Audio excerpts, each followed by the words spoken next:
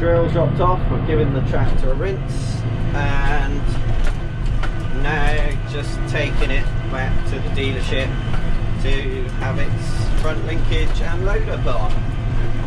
So I think there'll probably be a few days before they get that done. I think it's quite a big job getting all the hydraulics plumbed in and everything.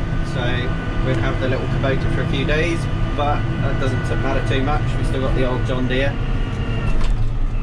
that we're trading in until this comes back. And to be honest, I'm on apples now. I had the first day back on the late apples at Yaser. Started yesterday. Day off today, just down to the loads that are booked to go in, and I'll be back on that in a couple of days time. So yeah, just taking the opportunity to get the Kubota in. And I've got a few other jobs, drop the power off, give that a bit of a clean, see how I get on, might wash the other tractors off. But now all the crops are in, it should calm down a little bit. Got a bit of livestock work to do. Just helped Dad load some rams. They've gone in to market, some of our Texas ram lambs. So yeah, there we go. I'll catch up with you shortly.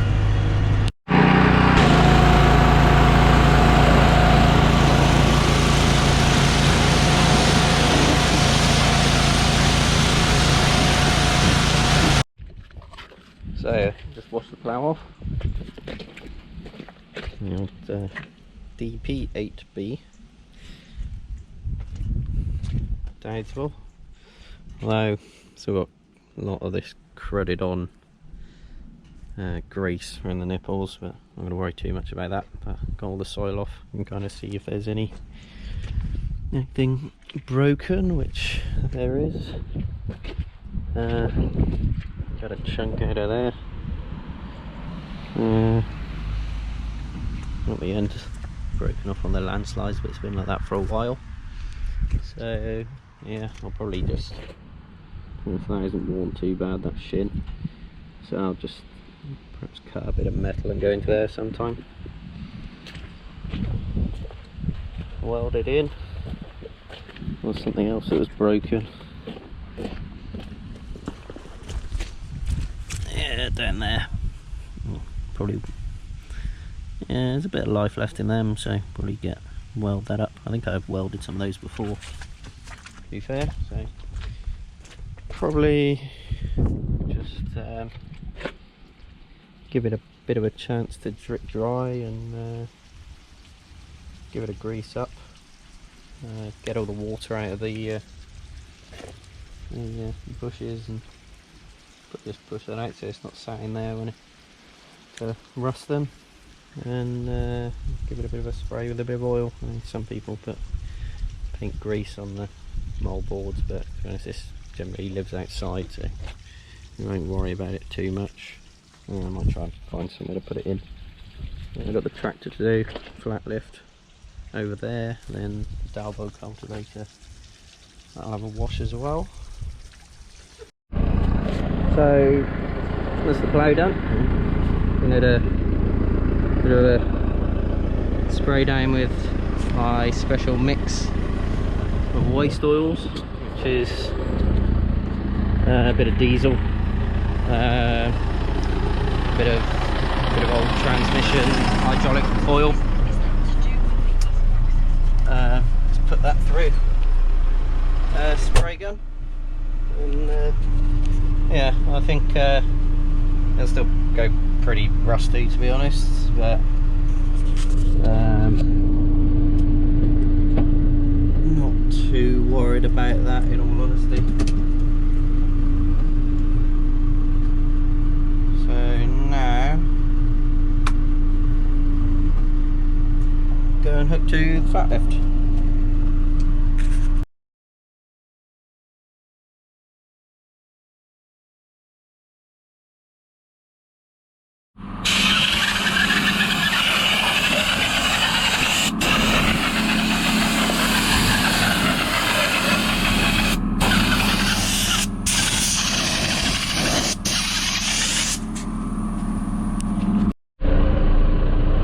the flat lift down as well.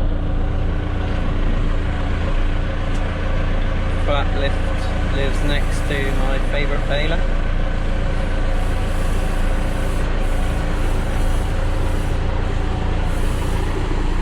So ideally I'd probably leave this a little bit longer to dry, but to be fair it's actually quite warm today and there's a bit of breeze and it's probably a little bit of water left on there, but kind of reasoning behind using the diesel, the idea, I think that should hopefully penetrate into some of the little nooks and sort of bolt threads, places like that, and perhaps displace a bit of water.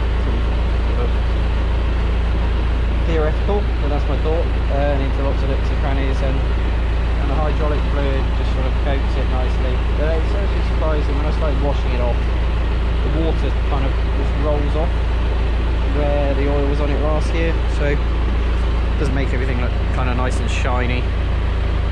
First spreader gets the same treatment, but yeah, just looking, hopefully just prolong the life of the kit. Yeah, we got 4 legs on this now. We bought it with 2, and last year we added another one, and then had it with 3 legs, and this year we've added another one. And you might be able to see, so when we bought it I fitted some of these wear plates to the legs.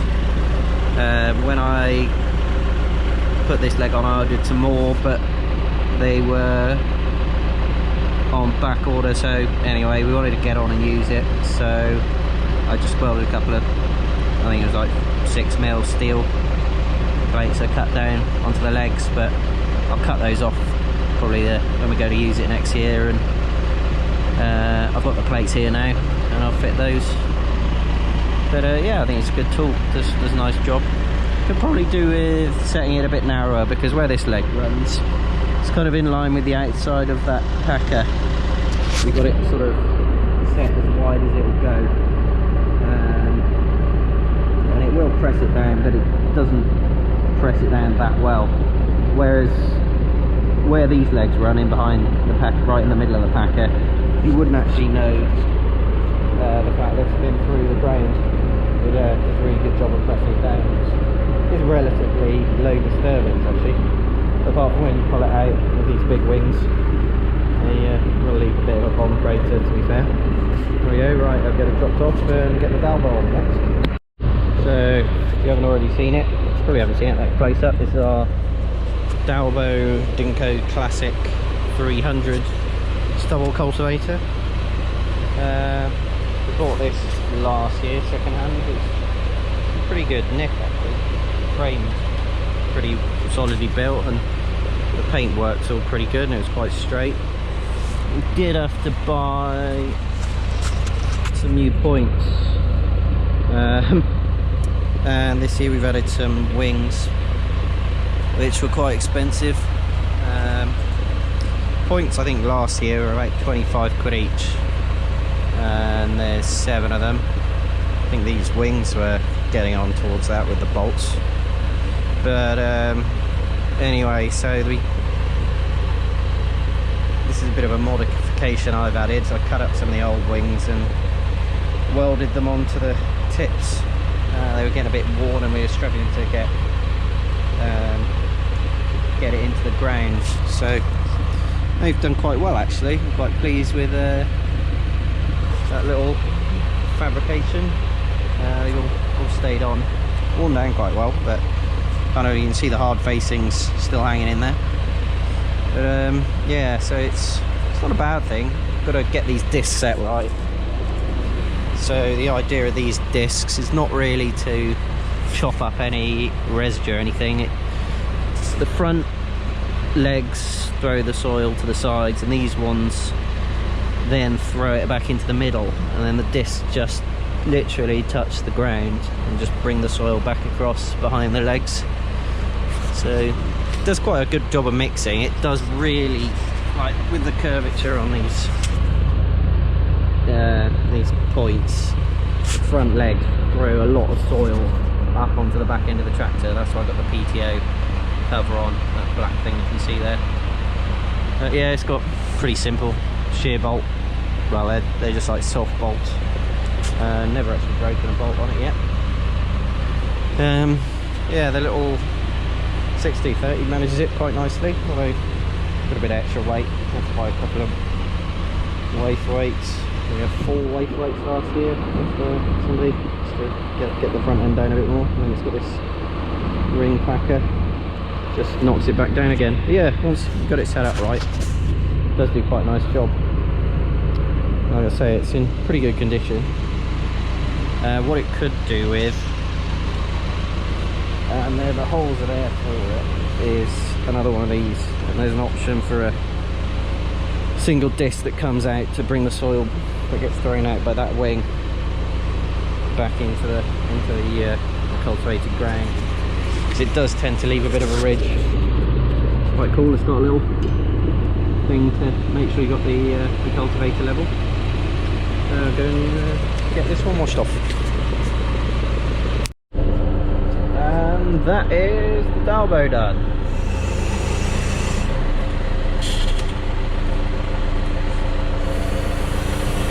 Tight to the old sprayer. So you can see a bit better here. There's a bit of hard facing I put on the tip. That's actually a point that got broken, but I fudged it back up with a bit of weld that's held on. But yeah, so these bits seem to have done the trick, and still a bit of life in them. And that is the tractor done. Well, the inside is disgusting, and that can wait for another day. Done enough washing off today. We'll wash out a stock trailer next. Just going to stick this in the shed for now. Stuck with Taz, just going to go fetch the sheep.